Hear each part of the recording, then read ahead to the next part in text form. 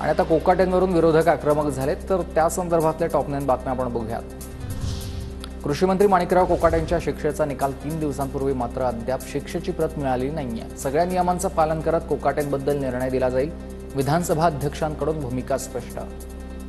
Agency जी असते त्याची ती एक प्रत विधिमंडळाला पाठवून देते. अजूनही प्रत आलेली नाही. त्या संदर्भात अजूनही नोटिंग माझ्याकडे आलेलं नाहीये. मला कुठच्याही प्रकारची सर्टिफाईड कॉपी कोर्टाकडनं आलेली नाही. कृषी मंत्री माणिकराव कोकाटेंच्या राजीनाम्यासाठी आव्हाडांचं विधानसभा अध्यक्षांना पत्र. राहुल गांधी, सुनील केदारांवर तात्काळ कारवाई. आता कोकाटेंचं निकालपत्र पोहोचायला उशीर कसा होतो? आव्हाडांचा हा सवाल. कोर्टानं शिक्षेची कॉपी थेट राहुल नार्वेकरांकडे द्यावी. कोर्टानंही तत्परता दाखवणं गरजेचं आहे. उद्धव ठाकरेंची कोकाटेंवरून राहुल नार्वेकरांवर टीका. कोकाटे मुंडेंचं रक्षण करणं हे भाजपचं हिंदुत्व आहे का? उद्धव ठाकरेंचा हा सवाल. न्यायाधीशांची कारकीर्द त्याच्यात पूर्ण झाली तरी सुद्धा तो निकाल लागलेला नाहीये. या बाबतीत निकाल लागलाय तर किमान ती प्रत तरी सन्माननीय नार्वेकरांच्या हाती द्यावी अशी जर का कोणी मागणी केली तर त्याच्यात गैर काय?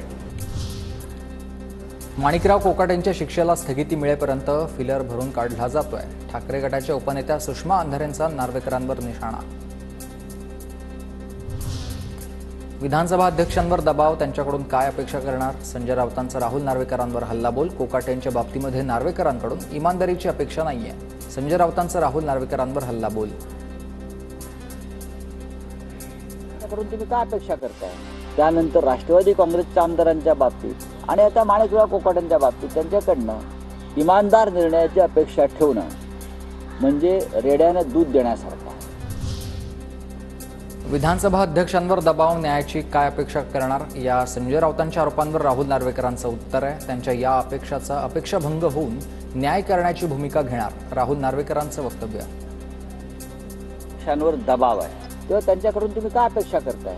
त्यानंतर राष्ट्रवादी काँग्रेसच्या आमदारांच्या बाबतीत आणि आता माणिकराव कोकाटेंच्या बाबतीत त्यांच्याकडनं इमानदार निर्णयाची अपेक्षा ठेवणं म्हणजे रेड्यानं दूध देण्यासारखं.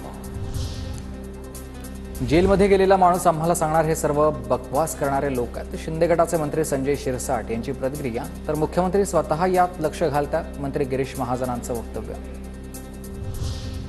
अजित पवार, धनंजय मुंडेंचा राजीनामा घेण्याच्या मानसिकतेमध्ये पण घोडं कुठं पेंड खातं हे कळत नाहीये. माजी मंत्री बबनराव घोलप यांचं वक्तव्य.